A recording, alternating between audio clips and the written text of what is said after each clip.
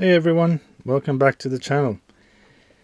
In this episode you will join me for my long overdue visit to the beauty that is Skomer Island off the Pembrokeshire coast in Wales. So let's get stuck in.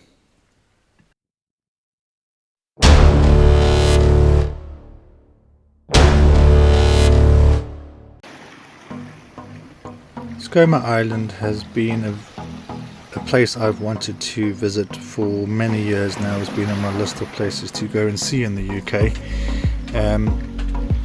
As I was undertaking a whirlwind tour of Wales, of the coastline, I decided that it was now or never, due to the fact that I took a contract job, which means I'm working over the summer. I thought if I don't see the Puffins this year, it means that I'm going to have to wait another year before I'll be able to see them. So I made a point of going and seeing the Puffins this year. Skomer Island has more to offer than just Puffins, however. So the boat trip leaves from Martin's Haven in Pembrokeshire, and I believe it was Dale Sea Safaris who took us out to the island on this occasion. I think there might be other boat operators, but these are the ones that I found online. I will link to them in the description. It's about a 15-20 minute ride out to the island, and all the way there is a very friendly and helpful gentleman that gives you a bit of history about the surrounding area and Skomer Island itself. The gentleman explained he had struck up a friendship with this particular seagull, who not only joined us for the outbound journey to Skomer Island, but also rejoined us for the return journey back to mainland Wales. Apparently the gentleman has been feeding the seagull since it was very young, and has been around 3 or 4 years, I believe he said, now that they've had this friendship, if you like. So yeah, if you do go on and over to Skomer Island, check if you've got a seagull that comes and visits. I call him Steve.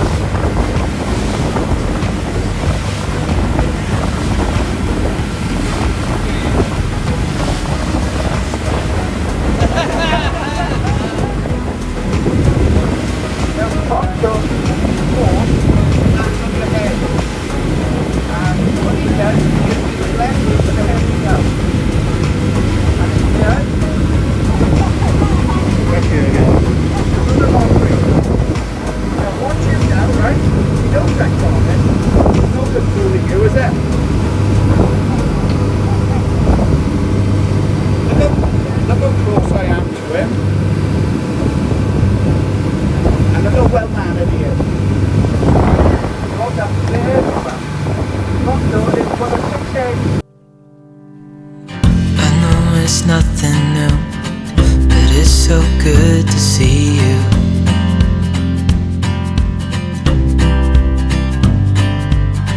We do this every day, and I'm still so amazed by you.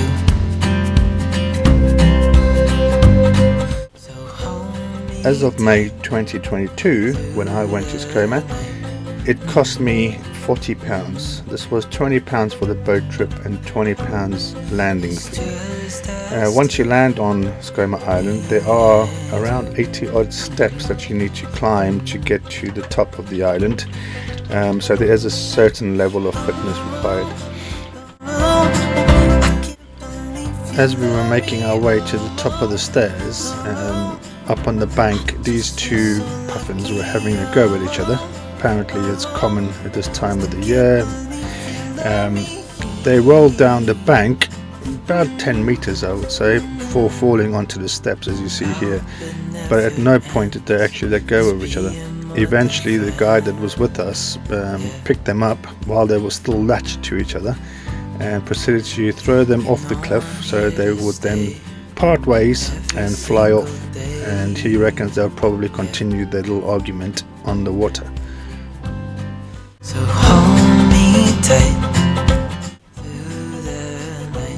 While Skomer Island is probably best known for its puffin population, There's far more to see on Skomer Island than just puffins.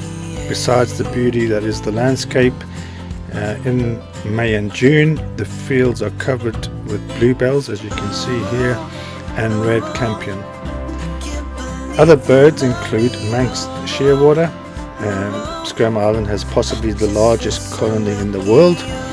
Storm petrel, guillemots, razorbills, cattiwakes, fulmar, herring, lesser and great black-backed gulls, short-eared owl, curlew, oyster catchers, mallard, moorhen, raven, buzzard, kestrel, little owl, meadow pipits, skylark and wheatear.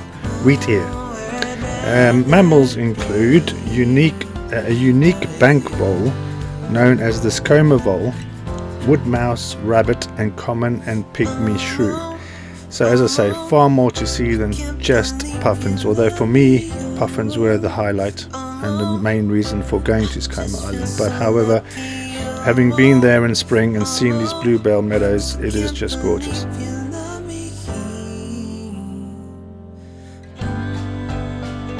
So after many years of wanting to visit Skomer Island, I am finally here.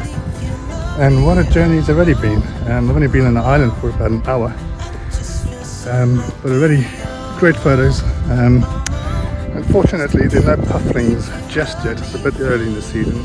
June, July is the best time to come to Skomer, rarely if it's just for the puffins, because by then they'll have their pufflings and they go out to sea more often to fish, so you can get those, that golden ticket shot of a puffin with some fish in its mouth. At this point I haven't yet got that shot. However, on the boat crossing across here, I managed to get a seagull that came and landed next to me and enjoyed the boat ride with us.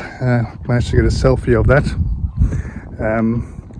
And yeah, you get 5 hours on the island to explore, which obviously I'm not sure yet if that's ample time yet, but yeah, it's very cool and I'm so glad I came.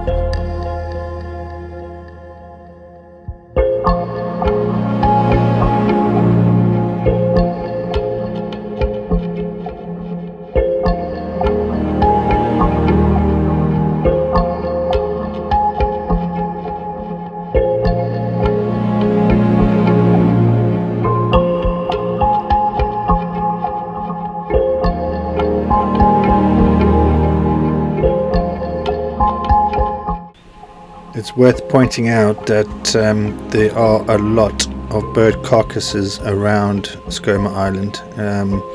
Apparently these are down to the gulls and other birds of prey on the island that attack and eat the birds. So if you are traveling with little ones, be sure to just prepare them or be ready to explain the carcasses, because you are no doubt going to pass several.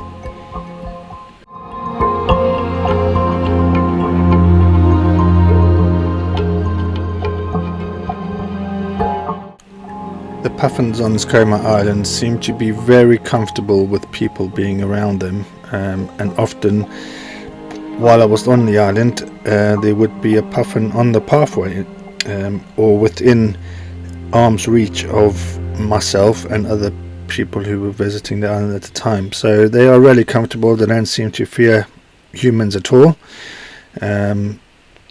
And I think this makes for a very unique experience on Skomer Island. I know that you can find puffins in other places within the UK, but from my own research and from what others have said, they're not as timid or as close up as the puffins here on Skomer Island. They are proper little characters, and I'm now just going to leave you to enjoy the sights and sounds, well, the sights from Skomer Island. If you haven't already subscribed, please do subscribe and ring the notification button to join me on this adventure as I travel around the UK on my long-term photography project. And just stick around to the end where I'll show some of my images that I took during my visit to Skomer Island. Until next time, see you later guys.